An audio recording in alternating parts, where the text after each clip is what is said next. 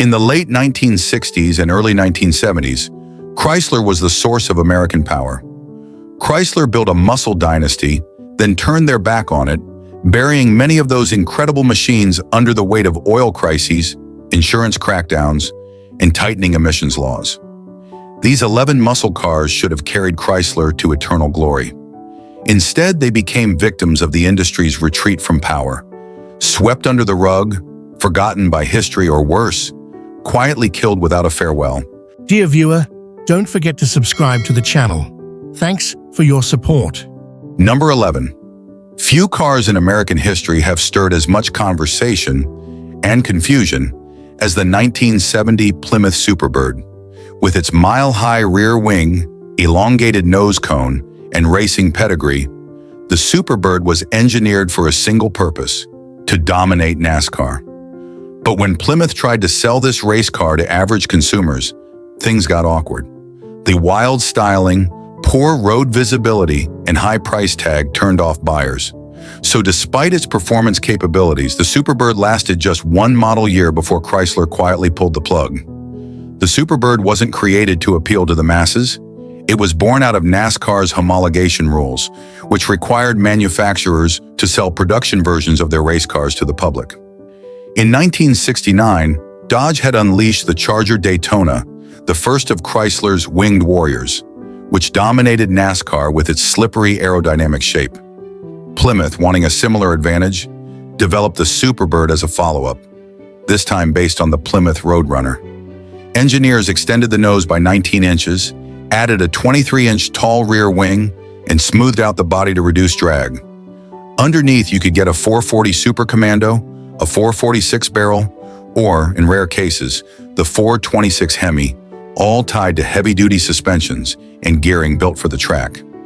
This was not a car built for subtlety. It was an aerodynamic missile designed to win races. But that purpose would soon conflict with consumer expectations. Visually, the Superbird was unlike anything else on the road in 1970, and that was part of the problem. The towering wing wasn't a gimmick. It was designed to operate in clean air over the roofline, providing actual downforce at high speeds. The pointed nose cone drastically reduced drag and improved top speed on the track. Bright colors like limelight green, vitamin C orange, and lemon twist yellow only amplified its eccentric image. But the same features that made it fast on the oval track made it uncomfortable, impractical, and strange-looking on suburban streets. Dealers had a hard time convincing conservative buyers to accept what looked like a cartoon car with a shopping cart handle bolted to the back. While powerful, the Superbird wasn't exactly easy to live with. The massive nose extension made parking difficult and lowered front-end visibility. The rear wing blocked rearward vision, especially when paired with the small back window. Aerodynamic modifications weren't designed for city driving. They only became effective at speeds well above legal limits. Add to this the loud exhaust, stiff ride, and high fuel consumption, and you had a car that screamed NASCAR but sulked in traffic. Buyers looking for comfort, visibility, or day-to-day usability were sorely disappointed. Despite its performance credentials, the Superbird flopped in showrooms. Plymouth built just 1,935 units, the minimum required for homologation. Many sat on lots for months, with dealers eventually discounting them or removing the aerodynamic components to help them sell. The starting price was over $4,000, a hefty sum in 1970, especially for something so niche. Most buyers simply weren't ready for a road-going race car, no matter how quick it was in a straight line. Ironically, some Superbirds didn't sell until 1971 or 1972, long after the car had been discontinued. The 1970 Plymouth Superbird is both a testament to Chrysler's racing ambition and a case study in why track success doesn't always translate to showroom sales. Too loud, too weird, and too extreme for the average buyer, it disappeared as quickly as it arrived, but not before leaving an unforgettable mark on American automotive history. It remains one of the most fascinating failures of the muscle car era, a car that did everything right for racing and everything wrong for selling. Number 10. The 1971 Dodge Charger RT 446 pack was a brute in a shrinking world. The last stand of unfiltered American muscle before reality came knocking. It had the hardware: 3 two-barrel carbs, 490 pound-feet of torque, aggressive styling, and real street dominance. But by 1971, the world was changing fast, and not in Dodge's favor. This lecture explores how the Charger RT 446 pack represented the high watermark of raw Mopar power, while also being one of the last true muscle machines before regulation, insurance, and market forces tore the genre apart. In 1971, Dodge redesigned the Charger with a fuselage body style, sleeker, wider, and more dramatic than the squared-off 68 to 70 models. The 446 pack, 3 Holley two-barrel carbs, pushed out 385 horsepower and a mountain of torque. Paired with heavy-duty internals, a functional Ramcharger hood scoop, and a beefy suspension, this was Mopar at its meanest. The RT package brought rally gauges, a performance axle, dual exhaust, and handling upgrades, all meant to survive the fury under the hood. You could also get the 426 Hemi, but the 446 pack struck the sweet spot between cost, reliability, and brutal street performance. The Charger RT 446 pack may have been fast, but 1971 marked the beginning of the end for unchained muscle. Insurance premiums for high-performance cars skyrocketed, especially for younger drivers, the exact demographic who wanted these cars. New federal emissions standards began to choke performance. The 440 was still a beast, but this was the last year you'd see it with high compression and big power numbers. By 1972, compression dropped, horsepower ratings were net instead of gross, and the 446 pack would vanish from the lineup entirely. In essence, 1971 was the Charger's last uncensored roar. The hidden headlights, loop bumper, and rounded body lines made it more modern-looking than previous years. The shovel-nose front gave it a road-hugging appearance, while stripe kits and optional rear spoilers screamed performance. But many enthusiasts preferred the sharper, leaner looks of the 68 to 70 models. Regardless, the 446 pack version still looked the part. Fast, intimidating, and unapologetically aggressive. Despite its performance, the 1971 Charger RT didn't set the world on fire. Only 2,659 RTs were built for 1971, and just 178 with the 365 horsepower engine, 446 pack and automatic, fewer still with 4 speeds. The muscle car market was already in retreat, and buyers were getting spooked by fuel prices, maintenance costs, and insurance gouging. Worse still, rising insurance premiums often exceeded the monthly car payment for a young driver with a V8-powered RT, a death sentence for the muscle movement. The RT badge was dropped from the Charger lineup, except for occasional limited reappearances. The 446 pack was discontinued. The Charger evolved into a personal luxury car, more weight, less power, and much more vinyl. By 1973, the Charger was no longer a muscle car. It was a cruiser in disguise, riding on the legacy of what it once was. The name lived on, but the muscle didn't. Today, the 1971 Charger RT 446 pack is a rare and valuable piece of muscle history. With production numbers so low, surviving models fetch high prices and serious collector interest. It marks the final chapter of Dodge's factory, big block street warriors, before they were legislated into extinction. It also serves as a case study in how quickly market dynamics and regulation can decimate performance innovation. For Mopar fans, it's the last of the real Chargers before the badge was watered down. The 1971 Dodge Charger RT 446 pack wasn't just a car, it was a warning shot, a sign that the party was over and the muscle car was about to become an endangered species. It represents the swan song of Dodge's street dominance, a time when cubic inches, carbs, and torque ruled the road, if only briefly. In a world that suddenly wanted safety, economy, and refinement, the RT 446 pack was a howling, smoking, fuel-guzzling contradiction. And that's what makes it unforgettable. Number 9. In the high-speed, high-stakes world of late 1960s NASCAR, Dodge wasn't trying to build a cool street car. It was building a missile. The result was the 1969 Dodge Charger Daytona, a wild, wind-cheating beast designed to dominate superspeedways. And it did. The Daytona became the first NASCAR vehicle to break 200 miles per hour. But like so many muscle cars of the era, its glory was short-lived. Banned by rule changes and largely ignored by the public, it vanished after a single model year. By the late 1960s, NASCAR racing had become an arms race. Ford had the Torino Talladega, Mercury had the Cyclone Spoiler 2. Dodge? It needed an answer.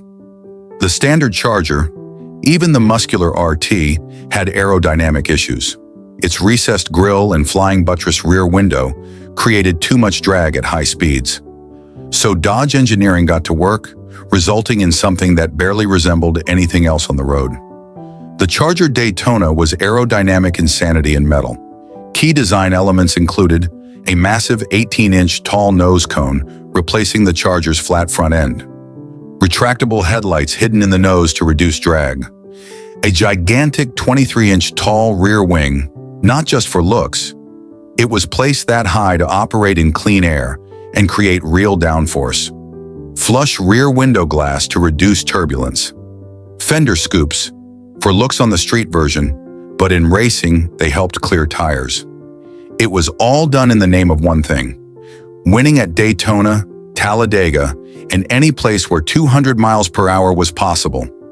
Buyers could choose between the legendary 426 Hemi Femi 8, officially rated at 425 horsepower, with much more in real-world output. The more common and cheaper 440 Magnum Femi 8, making 375 horsepower. Most street Daytonas came with the 440. Fewer than 100 street Daytonas were equipped with the Hemi, making them some of the rarest and most valuable muscle cars ever built. In NASCAR trim, the Daytona was untouchable. On March 24, 1970, Buddy Baker drove a Daytona to 200.447 miles per hour at Talladega, the first time any stock car broke the 200 miles per hour barrier. In total, the Daytona won 6 races in 1969 and proved that wind tunnel testing and real aero mattered. This car was so good, NASCAR eventually banned it. To qualify for NASCAR, Dodge had to sell at least 500 street-legal Daytonas. In the end, they built 503 units. And they weren't easy to sell. The styling was extreme and awkward for the average buyer. That giant wing and long nose made parking a nightmare. It was expensive, about $4,600 at the time, which was steep for a Charger. Some dealers ended up discounting them just to move inventory. Despite its speed and engineering, NASCAR banned aero cars over 305 cubic inches for the 1971 season, effectively killing the Hemi-powered winged warriors.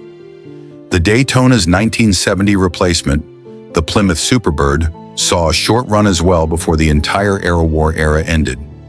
Insurance costs and emissions regulations began choking off the muscle car scene anyway. The Daytona was simply too fast, too radical, and too specialized for its time. For years, Daytonas were seen as over-the-top oddballs, especially during the gas crisis and economy car boom. But in time, enthusiasts and collectors began to realize these were true race cars for the street, built without compromise.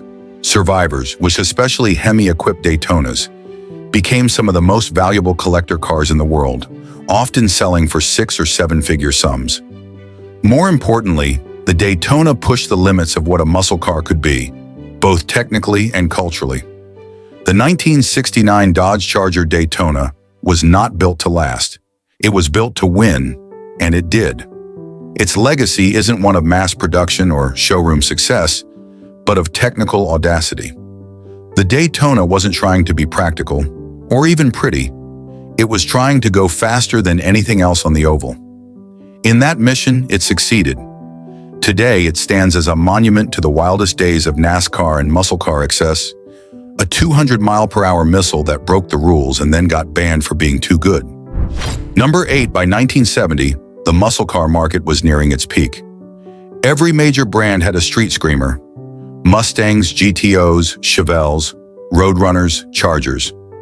But in the middle of all the noise, Plymouth offered something different. The GTX, a gentleman's hot rod. The 1970 Plymouth GTX 426 Hemi was as close as Detroit came to merging civility with savagery. It was refined, luxurious even, but under the hood lurked one of the most feared engines in muscle car history, the 426 HEMI. And yet, despite its pedigree, the GTX disappeared almost as fast as it arrived. Here's why. The GTX had always been positioned above the Roadrunner. Same bones, but with more trim, more features, and more status. You didn't have to settle for rubber floor mats and cartoon birds. You could get power windows and real carpet along with your tire-burning V8. By 1970, the GTX came standard with a 440 cubic inch V8. But if you were truly unhinged and had the money, you could option the 426 Hemi, rated at 425 horsepower, with far more hiding in the shadows. Only about 720 GTX were ordered with the Hemi in 1970, making it rare and expensive even then. The 1970 model brought a redesign to the B-body Mopars, a more sculpted hood, revised grille and taillights, chrome accents and GTX badging that gave it an upscale presence, functional air grabber hood scoop, which could be opened from inside the car to funnel cold air into the engine and intimidate the car next to you. Compared to a GTO Judge or a Boss 429, the GTX was understated.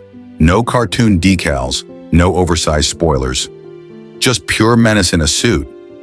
The 426 Hemi was never meant to be tame. 425 horsepower at 5,000 RPM, 490 pound-feet of torque, 0 to 60 miles per hour in the low 3 seconds 5 second range, quarter mile in the high 13s, or faster with slicks and tuning. This wasn't just a muscle car, it was barely a street-legal dragster, but it demanded respect.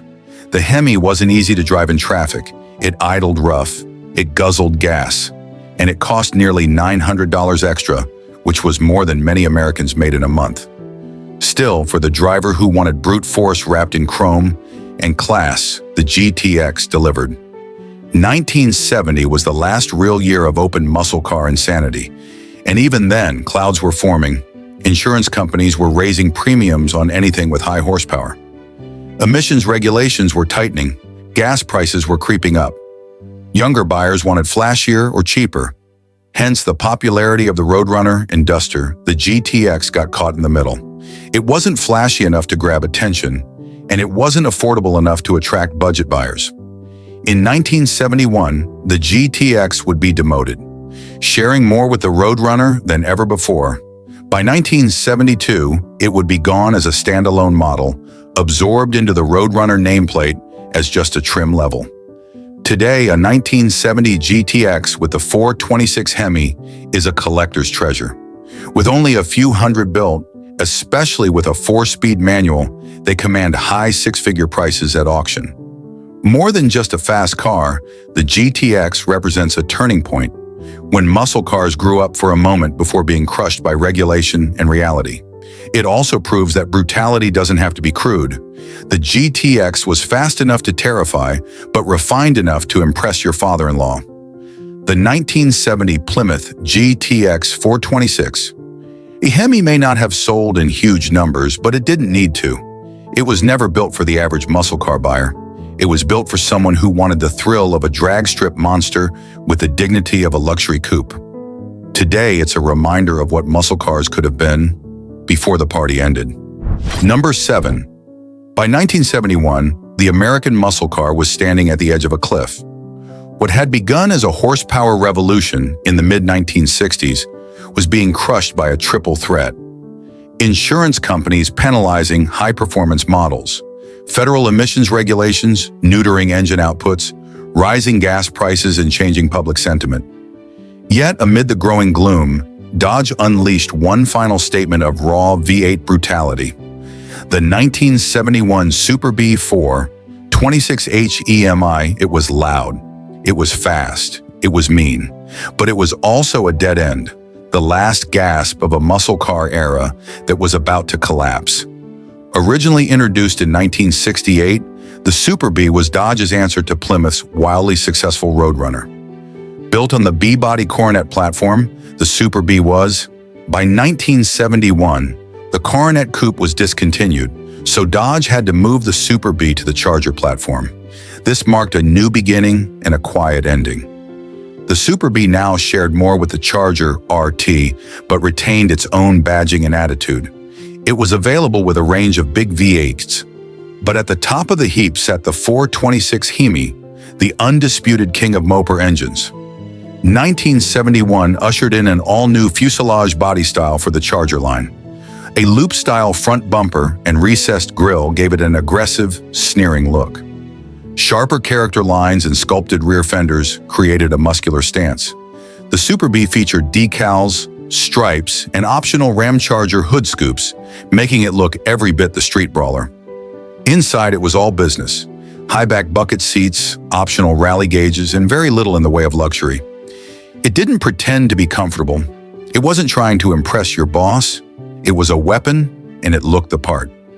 At the top of the Super Bee's engine list was the 426 HEMI, 425 horsepower at 5,000 RPM, 490 pound-feet of torque, dual 4-barrel, Carter carburetors 10.25 to 1 compression ratio, heavy-duty internals built for endurance racing. When paired with a 4-speed manual and Dana 60 rear end, the Super Bee was capable of 0 to 60 in around 5.3 seconds and a quarter mile in the 13s, straight from the showroom floor. This was no mild-mannered muscle car. The Hemi was overbuilt, unforgiving, and ferocious. It didn't idle politely, it didn't sip fuel, it didn't care. Only 22 Super Bees were built with the Hemi in 1971, making it one of the rarest Hemi-powered Dodges ever sold. It was expensive, hard to insure, and becoming harder to justify. By 1971, the writing was on the wall. Insurance companies were drastically raising premiums for high-powered cars, particularly those with engines over 400 cubic inches. The EPA's new regulations began requiring reduced emissions, leading to detuned engines in 1972 and beyond. The Clean Air Act of 1970 meant the days of leaded high-octane fuel were numbered.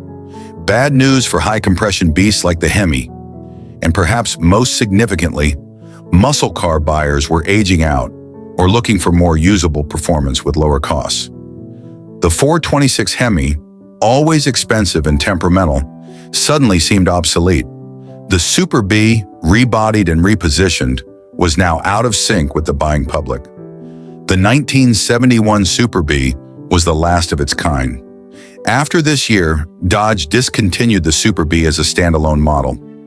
The Hemi was effectively retired from street cars after 1971, appearing in only a handful of Challengers and Cudas in 1972. The muscle car era began its long decline.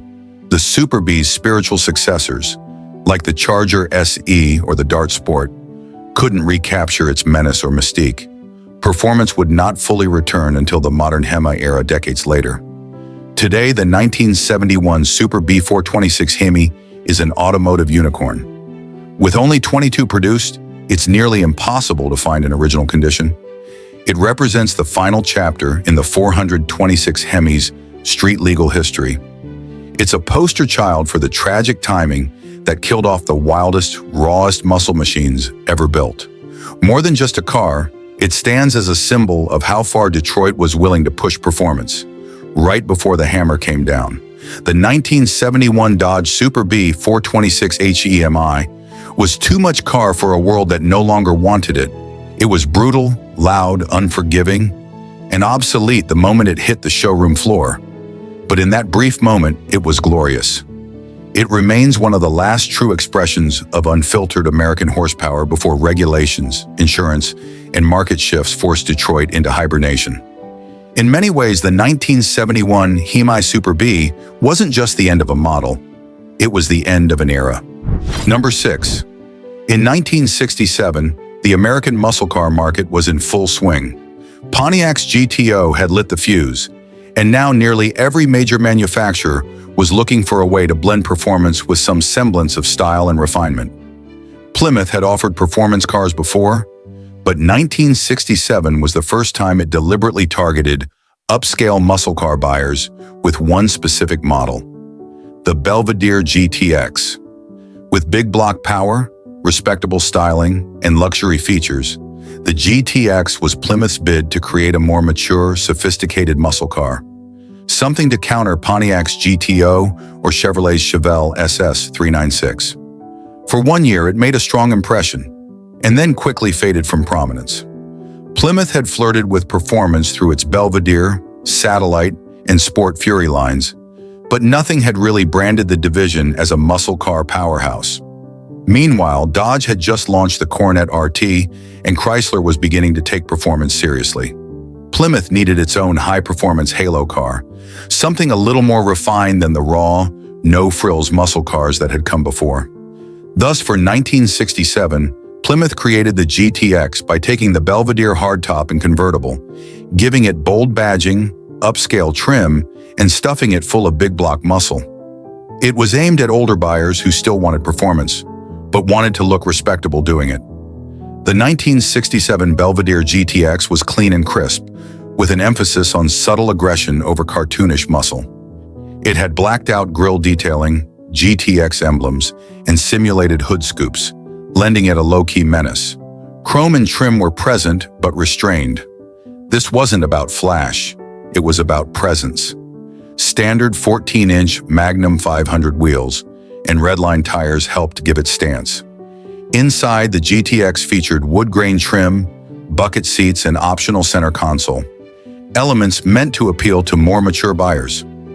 Compared to its later sibling, the Roadrunner, which was introduced in 1968 as a bare-bones brawler, the GTX was meant to be more polished and premium.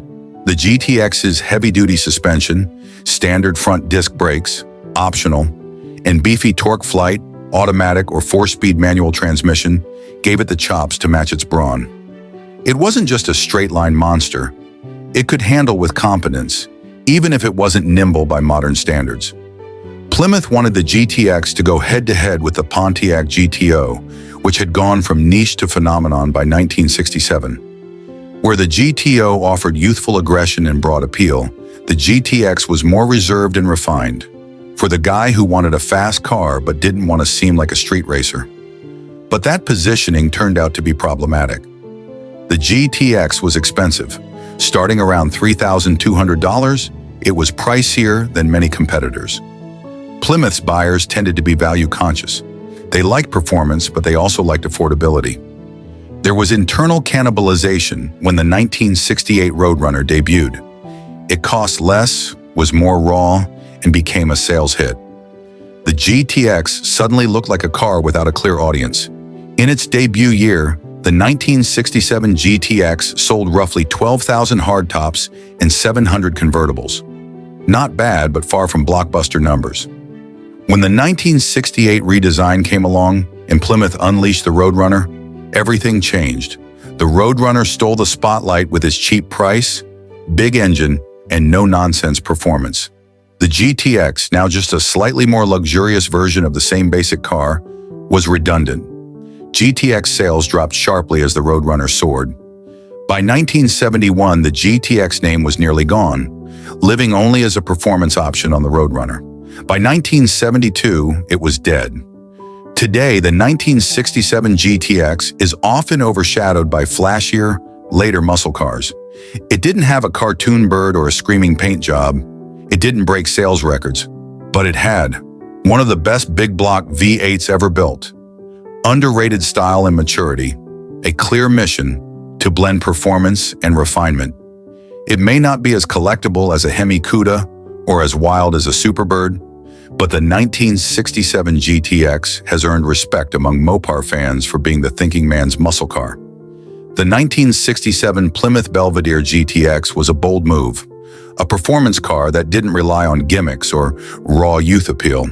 It was designed for muscle car fans who had grown up, but hadn't grown out of speed.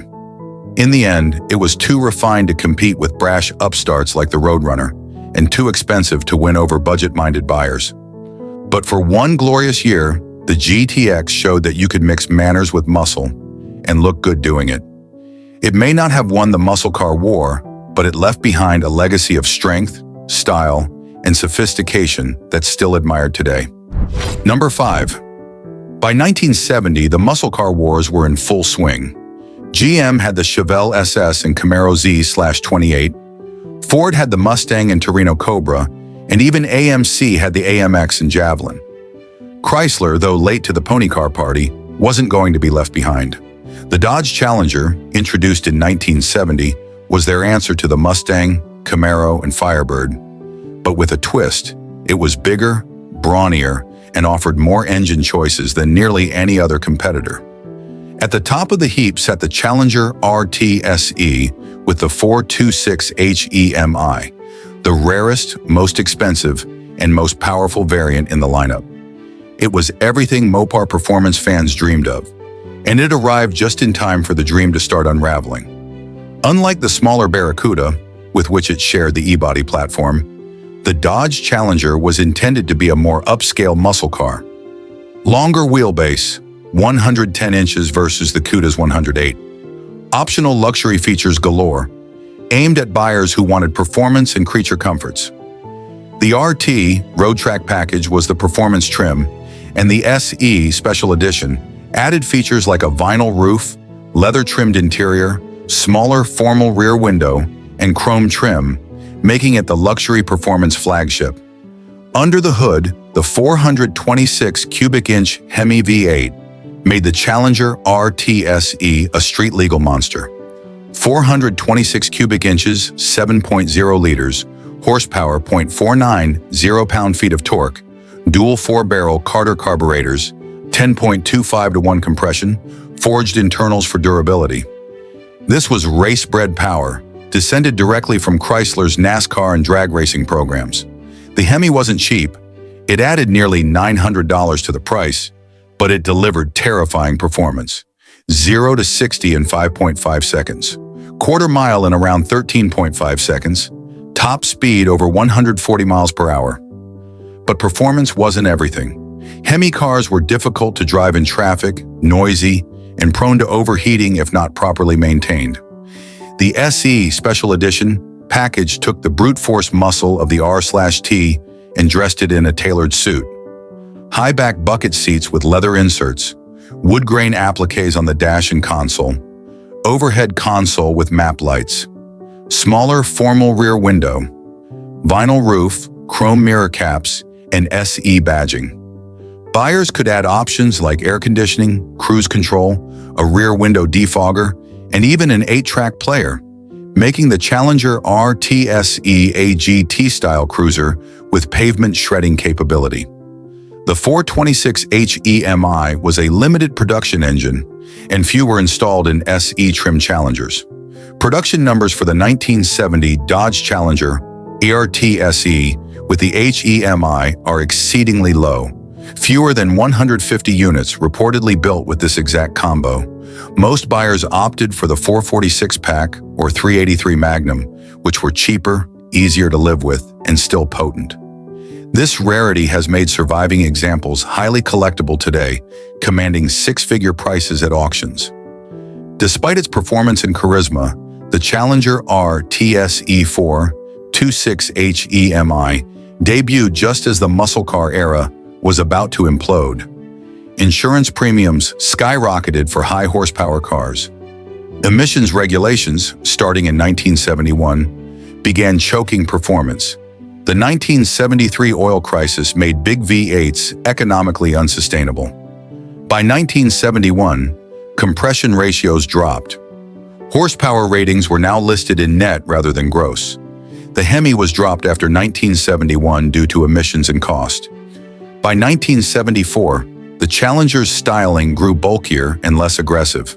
Performance trims were watered down. Dodge quietly pulled the plug on the model after 1974. The E-body Challenger, despite a strong start, only lasted 5 model years. Today, the 1970 Dodge Challenger RT-SE 426 HEMI represents one of the most desirable Mopars ever built. It's rare, it's fast, it's beautiful. It's a perfect symbol of muscle car excess. But it's also a snapshot of a moment in time. A point when Detroit was at the height of its horsepower madness, unaware that the golden age was ending.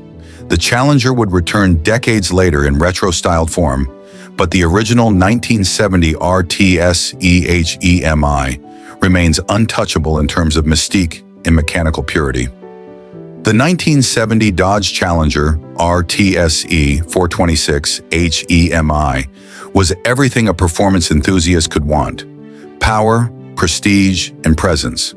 But it was also the victim of timing. It arrived at the peak, but the climb was already over. It was built to thrill, not to survive, and its story serves as a reminder of how quickly performance dreams can be dashed by politics, policy, and practicality. Yet for Mopar fans and collectors, the RTSE-HEMI isn't just a car, it's a legend. Number 4. By 1966, Detroit was discovering something important. Horsepower sold cars. But where Chevrolet and Ford were dressing their performance models in badges, stripes, and racing references, Dodge took a different approach. They dropped the Hemi into the humble, upright Coronet and created a mid-sized muscle missile that didn't shout about its abilities. The 1966 Dodge Coronet 500 HEMI was a brutal machine wrapped in a plain suit, and while it never became a pop culture icon, it earned a deadly reputation on the drag strip. Let's break down how this odd blend of performance and understatement became one of the muscle era's earliest and most overlooked legends. The Coronet had been around since the 1950s, but in 1965, it was repositioned as Dodge's bread-and-butter midsize car. By 1966, it had a squared-off, conservative design, slab sides, modest chrome, horizontal grille with quad headlights, minimal ornamentation. Even the Coronet 500 trim, the top luxury spec, wasn't flashy. It added things like bucket seats and a center console, carpet and upgraded interior trim, chrome accents and a vinyl top optional. But nothing about the Coronet 500 screamed muscle car, and that was exactly the point. It was the perfect sleeper. In 1966, Chrysler finally offered the 426 Hemi, previously limited to race-only applications, in a street-legal form. ELI specs, 426 cubic inches, 7.0 liters, 425 horsepower at 5,000 RPM, 490 pound-feet of torque at 4,000 RPM, .10251, compression dual 4-barrel Carter AFB carburetors. Known as the elephant motor due to its size and power, the Hemi made the Coronet one of the most powerful street cars of its time, capable of low 13-second quarter-mile times with slicks and tuning. But owning a Hemi wasn't for everyone. It was expensive, about a $1,000 option, which was a huge cost on a car that started around $2,700. It was temperamental in daily driving. It required premium fuel and frequent maintenance. Still, for racers and serious performance addicts, it was worth every penny. Most Hemi Coronets were sold to people who knew what they wanted: dominance in NHRA superstock classes.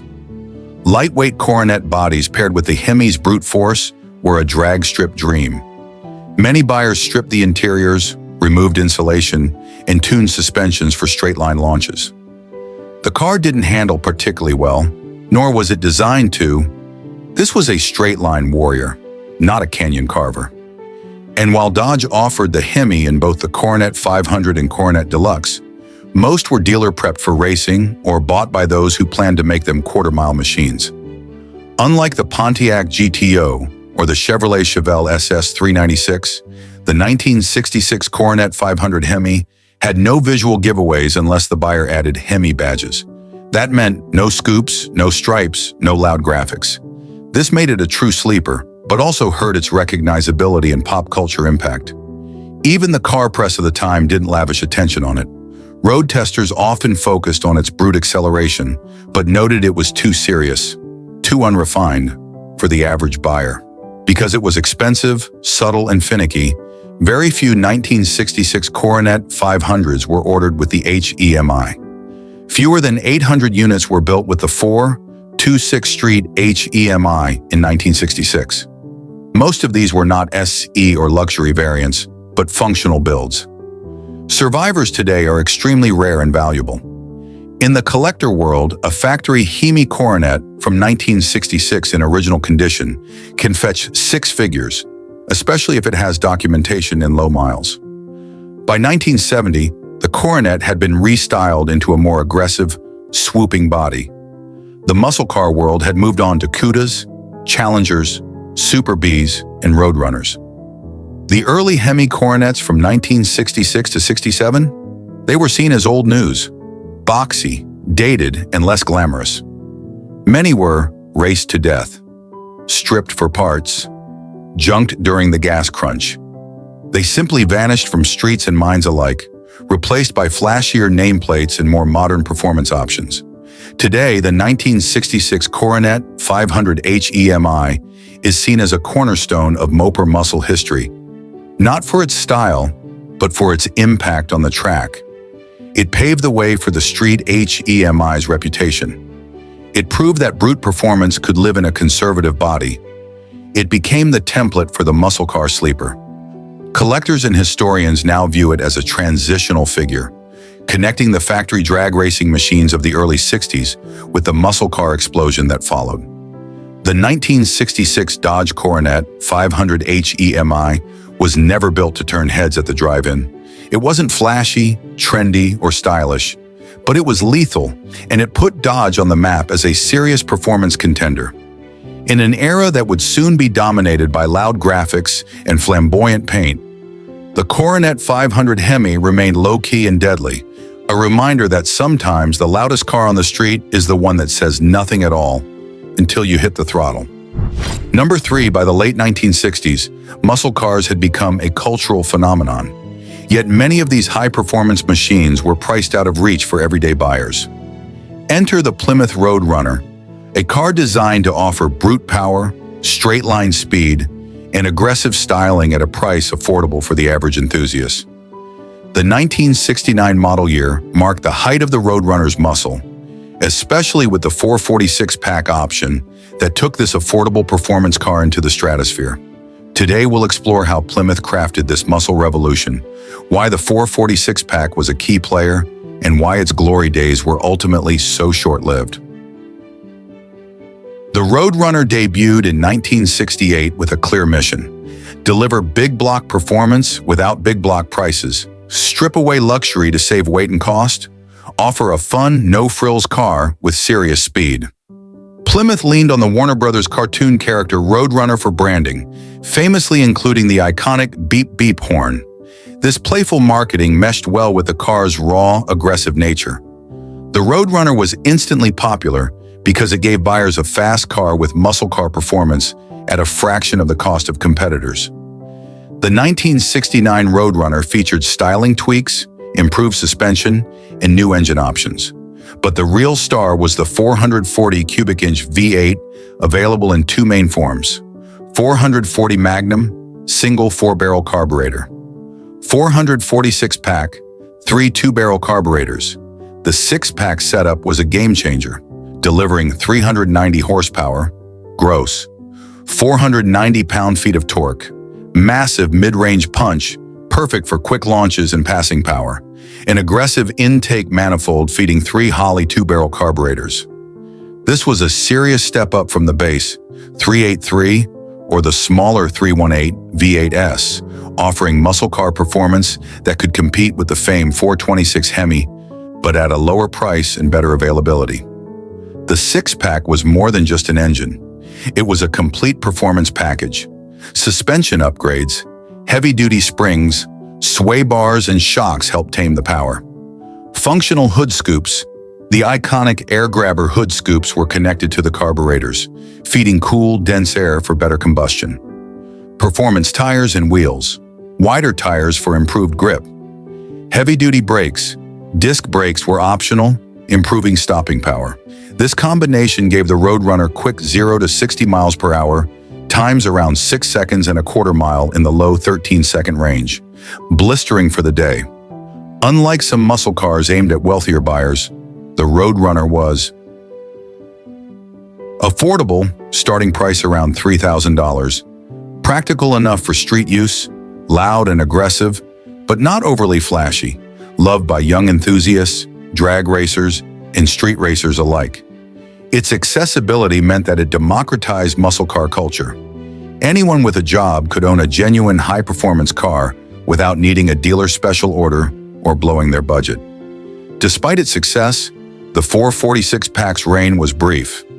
In 1970, insurance premiums on big block muscle cars skyrocketed, making ownership expensive. Emissions regulations began to tighten, forcing power ratings down. The 1973 oil crisis loomed on the horizon, shifting public taste towards fuel economy. The muscle car era was effectively ending by the early 70s.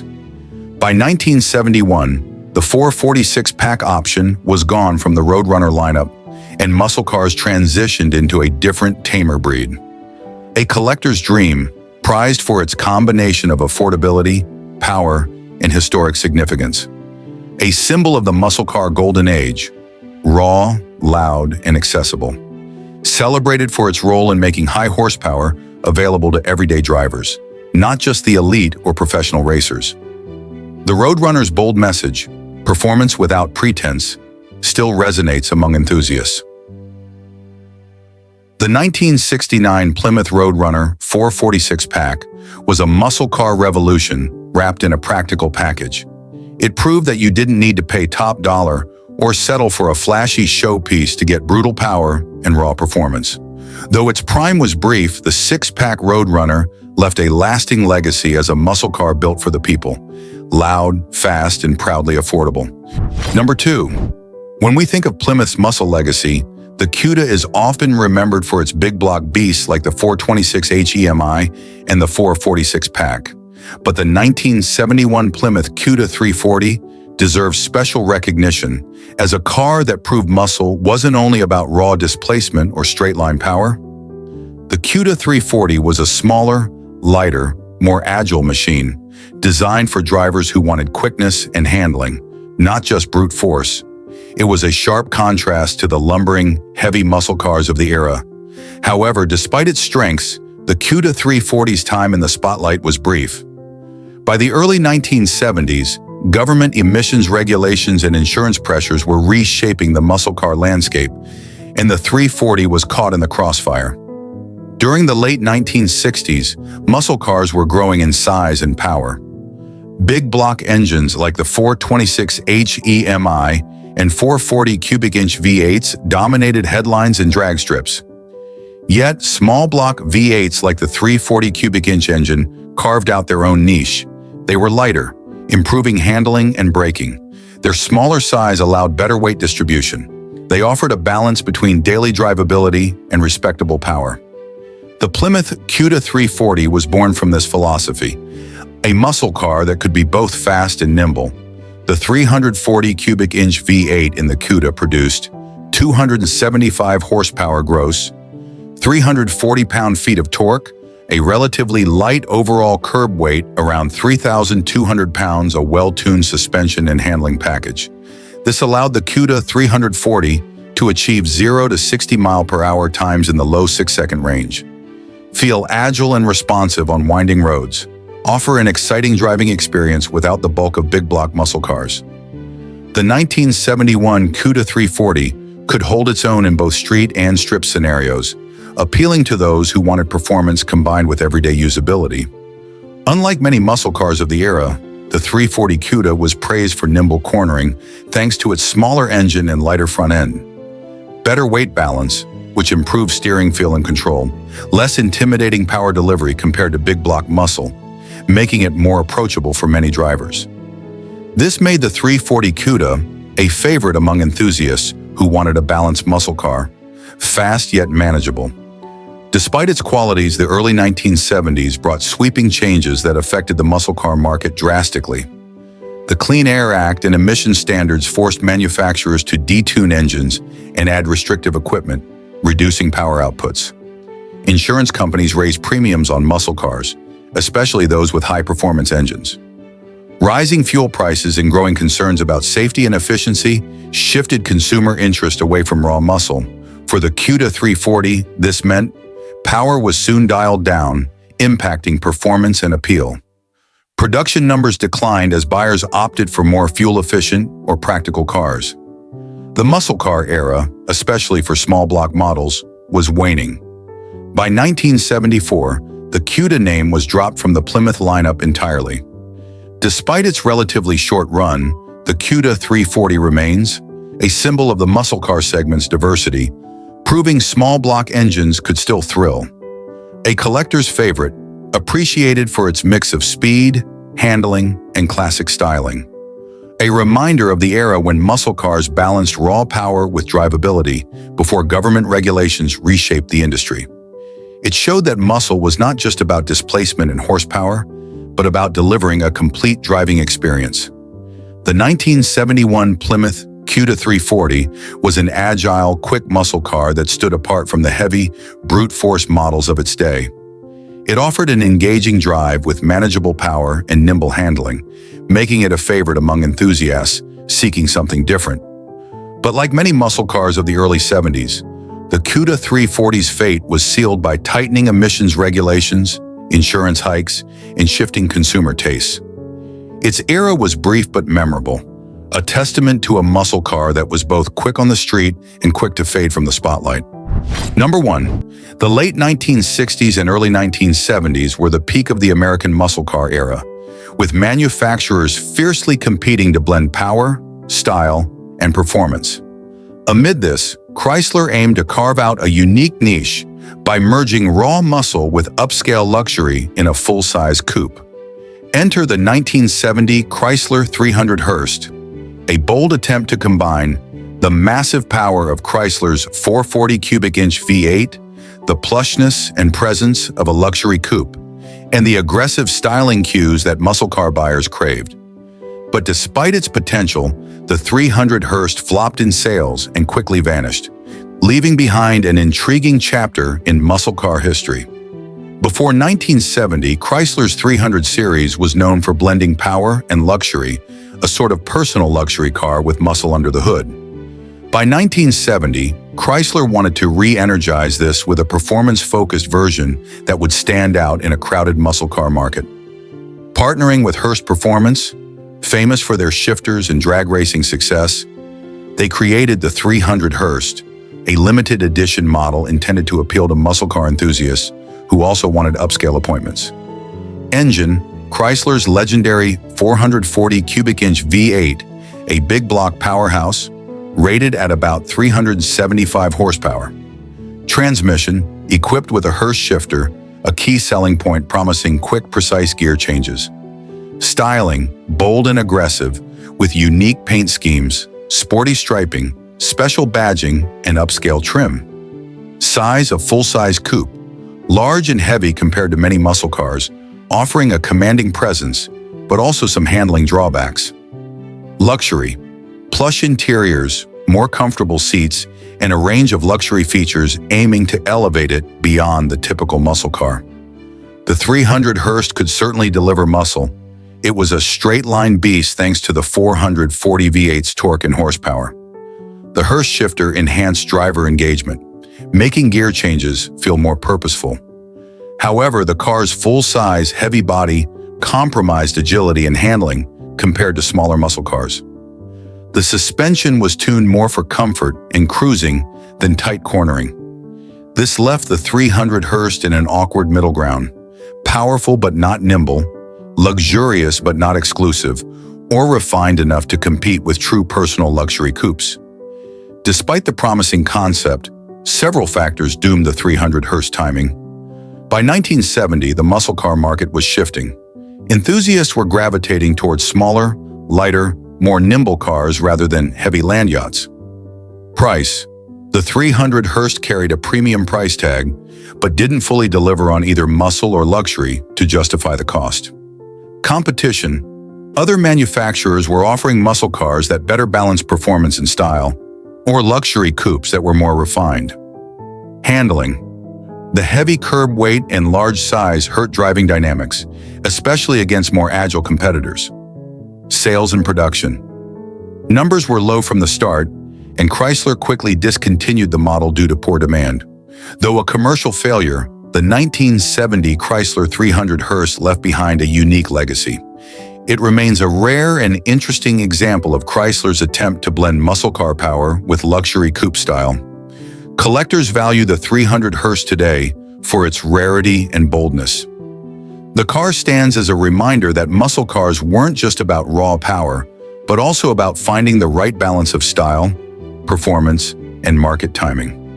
The 1970 Chrysler 300 Hurst was Chrysler's daring attempt to carve out a muscle luxury niche by combining a powerful 440 V8 with upscale styling and Hurst performance touches.